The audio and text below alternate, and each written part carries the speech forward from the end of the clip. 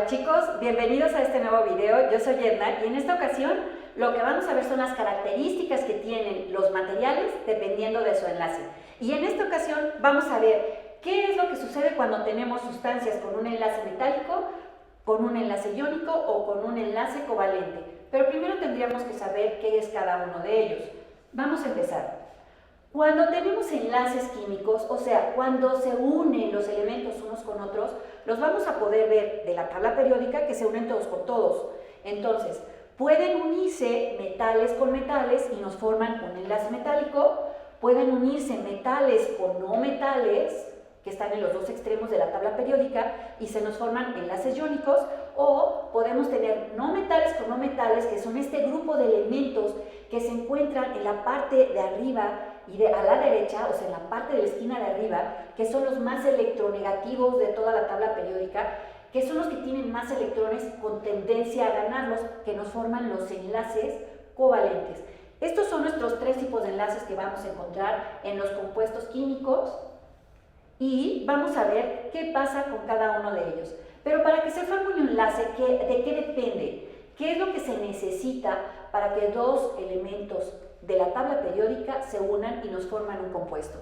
Pues depende también de la energía del enlace que establezcan cada uno de ellos. A veces estas energías de unión son muy fuertes y a veces la energía de estos enlaces no es tan fuerte, es un poco más débil, y eso nos da propiedades distintas en los compuestos que se están formando. ¿Qué más puede haber que intervenga o que esté involucrado en esta formación de enlaces? Esta, que es la electronegatividad, que es la capacidad que tienen los elementos para atraer electrones hacia su núcleo en un enlace químico, va a ser muy importante, porque considerando la ubicación de los elementos en la tabla periódica, la electronegatividad va a aumentar hacia arriba, o sea, conforme se van disminuyendo los periodos, y hacia la derecha, o sea, conforme van haciéndose mayores o más grandes los elementos. Quiere decir que el elemento más electronegativo, sin considerar a los gases nobles, porque esos no reaccionan mucho con los demás, y al tener su último nivel de energía completo, pues realmente son así como que medio huraños, y ellos ya están muy a gusto solitos. Entonces, sin considerar los gases nobles, el elemento más electronegativo de la tabla periódica sería el flúor. Y el elemento menos electronegativo, es el más positivo de todos, está justamente en la dirección contraria de la tabla periódica, que sería el francio. Entonces, la electronegatividad va a ser algo muy importante, porque entonces nos va a dar una fuerza polar de atracción. Esta electronegatividad, que es esta fuerza negativa para que estos elementos atraigan electrones, van a darles una interacción muy característica de ellos cuando reaccionan o cuando se unen con un metal o cuando se unen con un no metal. Cuando se unen con un metal, vamos a ver lo siguiente. Cuando se unen metales con metales, que es este enlace, que es el enlace metálico, vamos a verlo. Este enlace metálico, que son metal con metal, lo estamos observando cuando se unen todos los elementos que están en la parte, casi las 3/4 partes de los elementos de la tabla periódica, que son todos los metales, que son los metales de transición, los metales alcalinos y los metales alcalino-térreos. Todos estos van a tener una propiedad que los caracteriza. Tienen poquitos electrones en su última capa de energía. Los electrones de valencia que tienen van a ser 1, 2 o 3, nada más. Como todos los elementos tienden a completar un octeto para bajar su energía, entonces los metales van a tender a perder estos electrones.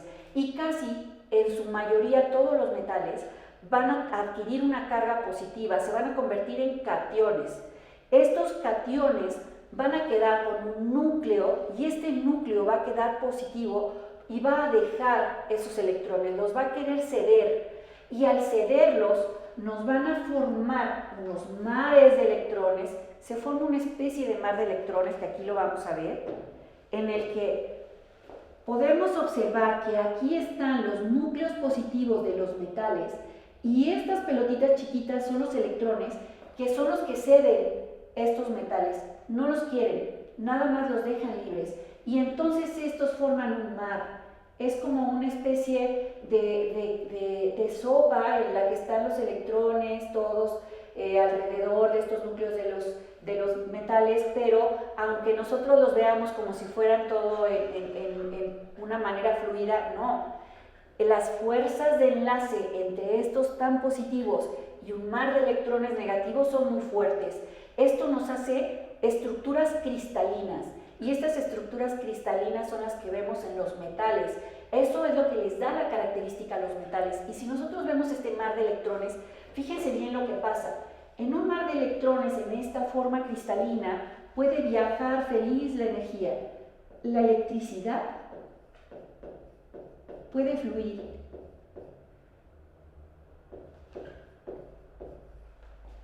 Fluye libremente a través de este mar de electrones.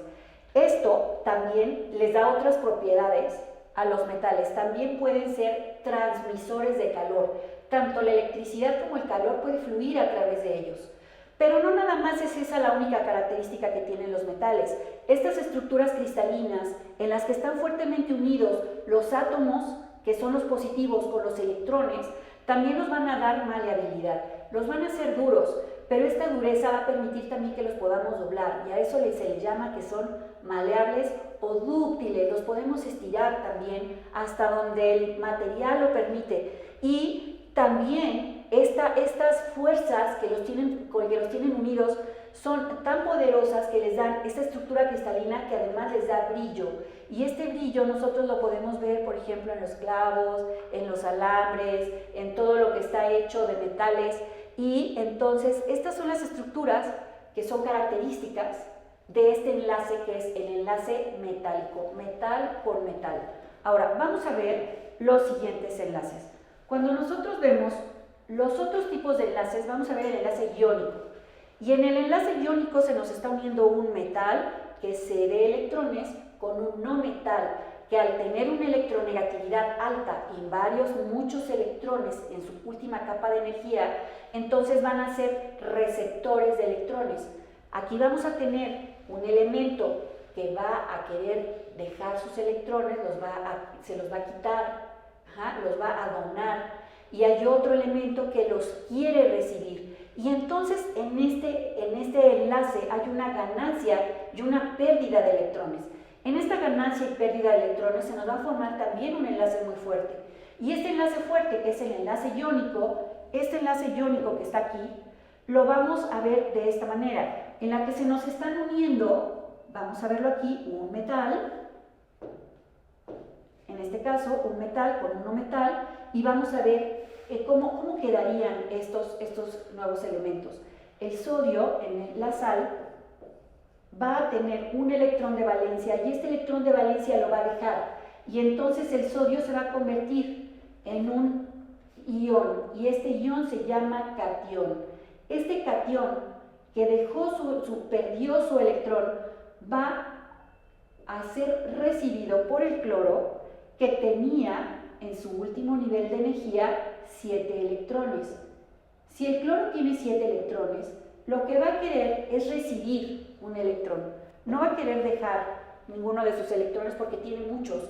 Y esto al cloro lo hace muy electronegativo. El tener 7 electrones en su última capa de energía lo hace tan electronegativo que es capaz de quitar un electrón al sodio y quedárselo. Y entonces aquí el electrón que estaba en el sodio viene a pasar a formar parte de la capa última de electrones del cloro, y entonces el cloro adquiere una carga, se convierte también en un ion. Y aquí tenemos un anión y un catión. Este es el catión y este es el anión, que nos están formando un enlace fuerte, que es el enlace iónico, en el que estamos observando que hay una ganancia y una pérdida de electrones. Pero ¿cuál es la característica de estos materiales en los que se están formando sales? Van a tener propiedades muy cristalinas, porque además son enlaces fuertes, siguen siendo fuertes estos enlaces, pero van a ser quebradizos. Aquí ya no va a haber si hay una conducción de energía, pero cuando están solubilizados, cuando están en un medio acuoso. Y en ese en ese medio acuoso, entonces va a poder fluir la electricidad a través de ellos. Por eso la sal con agua sí conduce electricidad, el agua pura no. Pero cuando tiene sal, entonces sí puede conducir la electricidad, porque obviamente hay un compuesto que produce o que provoca este flujo de energía a través de los electrones. ¿Y qué otra característica podemos ver también en los compuestos iónicos? Pues que son sólidos, solitos no conducen corriente eléctrica, son solventes en solventes polares, por ejemplo el agua, son quebradizos, pero los vemos en su mayoría en forma sólida, como sales. Ahora, vamos a ver el otro enlace. En el caso del otro enlace, donde tenemos conviviendo a dos elementos muy electronegativos, vamos a tener, por ejemplo, en este caso el flúor, que está conviviendo, que se va a querer enlazar con otro flúor. Los dos tienen 7 electrones de valencia. Ninguno de los dos va a querer perder electrones. Los dos van a querer ganarlos. Si estuvieran juntándose con un metal es muy fácil porque los ganan, pero en este caso son dos superpoderosos flúors. Son el elemento más electronegativo de la tabla periódica. Nadie les gana en electronegatividad. ¿Qué van a tener que hacer? Compartir electrones. Entonces, en el enlace covalente no hay ganancia y pérdida de electrones, se comparten. Y en esta compartición de electrones, el enlace entonces ya no es tan poderoso, es un enlace un poco más débil. En fuerza, en energía de enlace, es de los 3 de los más débiles que hay. Entonces, esto nos va a generar unas propiedades características en estos compuestos que se forman, en los que van a tener una forma líquida o gaseosa, en la que las interacciones entre los compuestos que son covalentes van a ser también entre ellos, entre sus moléculas, como que más débiles. Y entonces, aunque los enlaces sean covalentes y que sean no tan fuertes como los iónicos o los metálicos, sigue siendo un enlace químico, pero la interacción que hay entre una molécula diatómica de flúor con otra en la naturaleza nos dan sustancias que son principalmente gaseosas. Vamos a ver cuáles serían algunas de las características que tenemos aquí gracias a Objetos UNAM, que nos dan estas páginas interactivas en donde podemos ver estas sustancias y podemos tener más o menos sus características. Fíjense bien, el oxígeno. El oxígeno se da por la interacción de un oxígeno con otro, es una molécula diatómica. ¿Y cómo lo encontramos en la naturaleza? En forma de gas. Si nosotros lo vemos en una vista molecular, aquí tenemos 2 átomos de oxígeno pegados. Este es un enlace covalente. ¿Y cuál es entonces la característica que nos da un enlace covalente? Que está en un estado gaseoso. Y este estado gaseoso también va a ser una de las características que tienen estos compuestos para tener interacciones débiles unos con otros.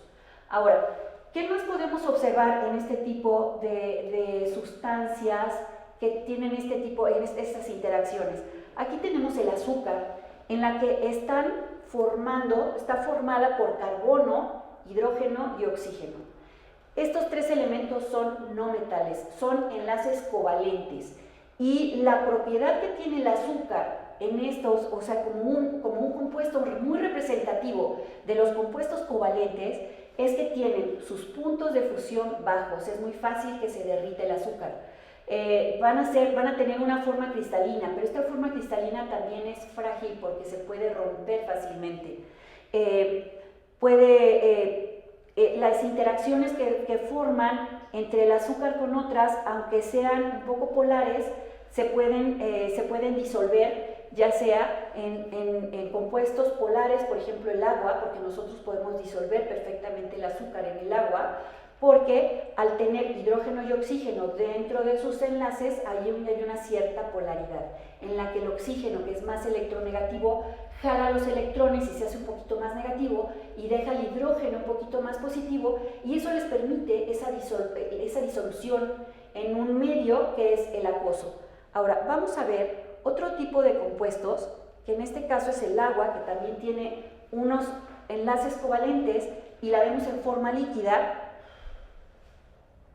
Una aspirina que tiene enlaces covalentes que también se puede disolver en agua, o en el caso de la leche, que también también tiene enlaces covalentes que nosotros vemos que tiene bajos puntos de fusión, o el cloruro de sodio, que es la sal. Y aquí estamos viendo estas estructuras cristalinas entre compuestos iónicos. Y fíjense bien, ¿qué es lo que pasa con la sal? Que también puede disolverse en compuestos polares, por ejemplo el agua, y nos forma estas redes cristalinas en las que no nada más es un átomo de cloro con sodio, es un átomo de sodio rodeado de átomos de cloro, y es un átomo de cloro rodeado de átomos de sodio. Y aquí es lo que vemos, sodio, sodio, sodio, sodio, cloro, cloro, cloro. ¿Cuál es la última sustancia que tenemos que ver? Las propiedades que tienen estos enlaces metálicos, y lo vamos a ver en el oro. En el oro ustedes ven, aunque aquí tengamos una estructura que es una aleación, que en este caso también es una mezcla de este oro en una solución con otros átomos metálicos, van a tener también estos átomos en forma de cationes, estos cationes, que vamos a pensar que el oro esté combinado con cobre o con plata o con estaño y nos esté formando una aleación de oro para que no sea tan maleable o tan dúctil y lo podamos utilizar en otro tipo de utensilios, por ejemplo los electrónicos, que necesitamos una buena conducción pero una mayor dureza, en un mar de electrones en los que estos electrones que están aquí se fluye esta estructura y entonces nos dan estas estructuras fuertemente unidas. Y aquí tenemos los tres tipos de enlaces, el metálico, el iónico y el covalente. Las propiedades las estamos viendo aquí, las pueden consultar en esta página interactiva y por este video ha sido todo. Espero que le hayan entendido, nos vemos en el próximo, hasta siempre.